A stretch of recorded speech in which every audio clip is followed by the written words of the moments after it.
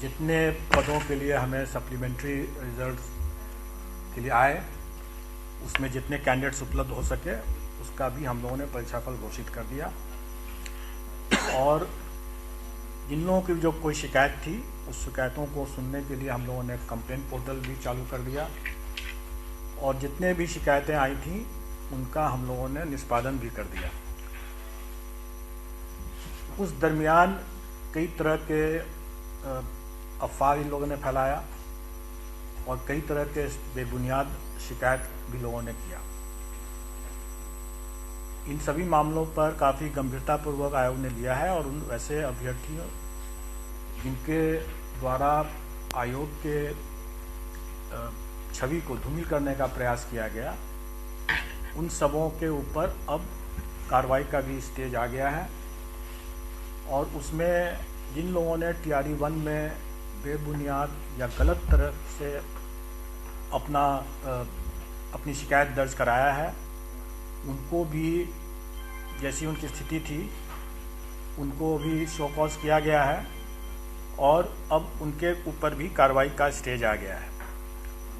और आयोग ने यह निर्णय ले लिया है कि हम वैसे अभ्यर्थी जो कि दोषी पाए जाते हैं उनके दोष के अनुपात में उन्हें 1 साल से लेकर के 5 साल तक के लिए डिबार किया जाएगा।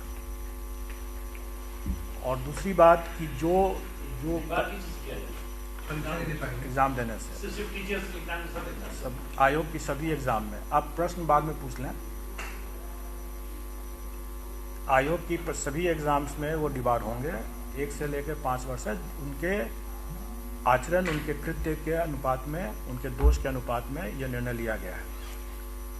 दूसरी बात कि जो लोग कदाचार करते हुए परीक्षा में पाए गए हैं उन लोगों के वो हम लोग जो मुन्ना भाई जैसे इसको कर रहे हैं लोग उन लोगों को आजीवन के लिए इसमें डिबार किया जा रहा है। और भविष्य में भी जो भी TRE 2 की परीक्षा में भी जो कदाचार करते हुए पकड़े गए हैं उसमें दोनों कोई जो मुन्ना भाई जो इम्पर्सनेशन जो किए हैं वो तो अभ्यर्थी शायद नहीं है, इसलिए वो उनको अगर आजीवन हम लोग अगर डिबार कर भी दें तो उनको ज़्यादा फर्क नहीं पड़ रहा है, इसलिए उनके ऊपर हम लोग कानूनी कार्रवाई भी कर रहे हैं और करते ही हैं। कई मामले में ऐसा होता है कि इम्पोस्टर जो होते हैं वो भी कहीं ना कहीं अभ्यर्थी रह चुके होते हैं या रहते हैं, तो वो आजीवन वो डिबार होंगे ही होंगे।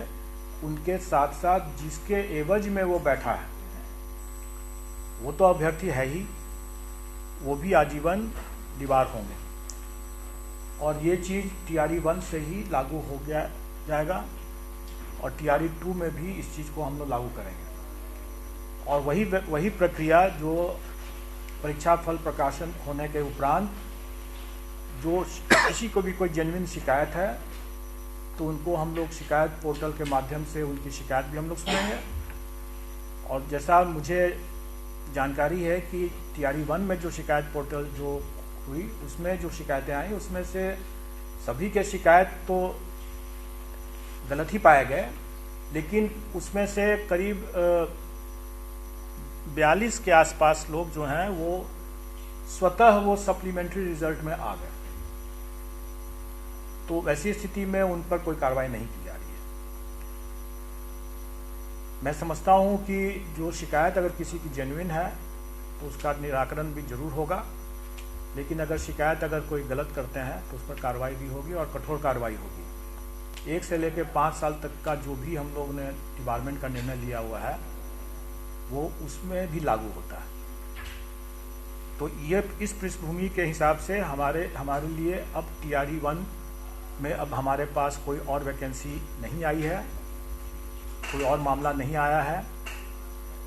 शायद कुछ लोग का अभी हो सकता है कि छूटा हुआ मामला अगर शिकायत पोर्टल से अगर कोई छूटा हुआ मामला अगर होगा तो हम लोग उसको 2-3 दिन का हम लोग अवसर देंगे ताकि हम लोग उसका भी निष्पादन शीघ्र कर सकें।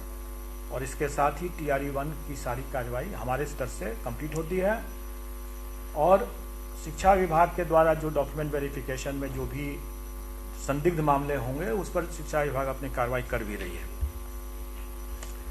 अब इसके बाद हम लोगों ने TRE 2 का जो अब रिज़ल्ट हम लोग अभी बना रहे हैं, तैयारी 2 का अभी कोई भी रिज़ल्ट बना नहीं है।